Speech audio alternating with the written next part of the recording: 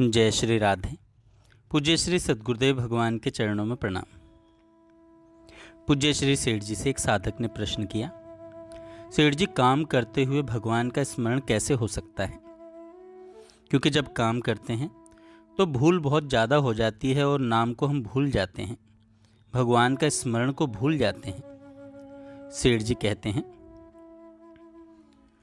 भजन ध्यान की स्थिति में सावधान रहते हुए जितना काम हो सके साधक को करना चाहिए।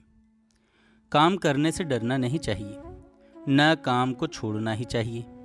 भजन ध्यान में प्रेम होने पर उस मनुष्य को काम स्वयं ही छोड़ देता है। संसार के काम से प्रेम छोड़कर भगवान में प्रेम करना चाहिए। फिर संसार का काम चाहे जितना हो कुछ हर्ज नहीं।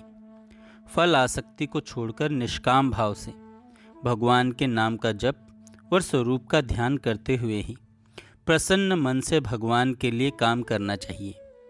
जो कुछ संसार प्रतीत होता है वह भी भगवान की लीला है। भगवान ही लीला कर रहे हैं, उनकी रुचि के अनुसार ही लीलावत ही काम करना चाहिए। मालिक की इच्छा से ही सब काम होते हैं, अतः मालिक जैसा करे उसी में प्रसन्न रहना चाहिए। उसके विपरीत इच्छा ही नहीं करनी चाहिए। और काम करते समय भी मन में अप्रसन्न होना ठीक बात नहीं है। इससे भगवान अकर्मण्य समझ लेते हैं। शरणागति में दोष आता है, वह निष्काम कर्म भी नहीं समझा जाता।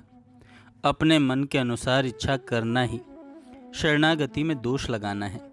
इसलिए अपनी इच्छा को सर्वथा छोड़कर जिससे स्वामी प्रसन्न हो वही काम स्वामी के लिए लीला मात्र मानकर करना चाहिए। जो मनुष्य काम को लीला मात्र समझ लेगा वह काम से कभी घबराएगा नहीं। जो मनुष्य स्वामी के काम को झंझट समझकर उससे जी चुराता है वह अकर्मण्य समझा जाता है। जो लीला मात्र काम को सच्चा समझता है स्वामी उसे मूर्ख समझता है। और जो काम को वास्तव में ही स्वप्नवत लीला मात्र समझता है भगवान उसी को अपना ज्ञानी भक्त समझता है। और तुमने लिखा कि मैंने अभी समय को अमूल्य नहीं समझा है। सो ठीक है, समय को अमूल्य जान लेने पर निरंतर भजन ध्यान होते रहने में संसार के काम कुछ भी अड़चन नहीं डाल सकते। जिन मनुष्यों की शरीर में आसक्ति है, यदि उनके जेल या फांसी के योग्य कोई मुकदमा लग जाए तो संसार के सब काम करते हुए भी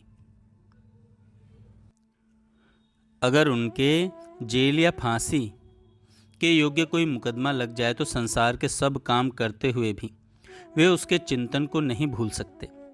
जिस किसी उपाय से उस मुकदमे से छुटकारा हो उसी को वे सर्वोत्तम मानते हैं, इसलिए उसको भूलते नहीं।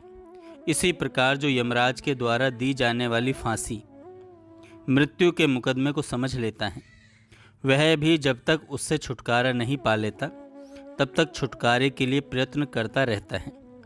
जिसे यह विश्वास है कि मुझ पर 84 लाख बार सूली चढ़ाने का मुकदमा चल रहा है, अर्थात 84 लाख योनियों में जन्म लेकर मरना पड़ेगा, जब तक इस मुकदमे से छुटकारा न हो जाए तब तक क्षण भर के लिए भी उसे चैन नहीं पड़ता।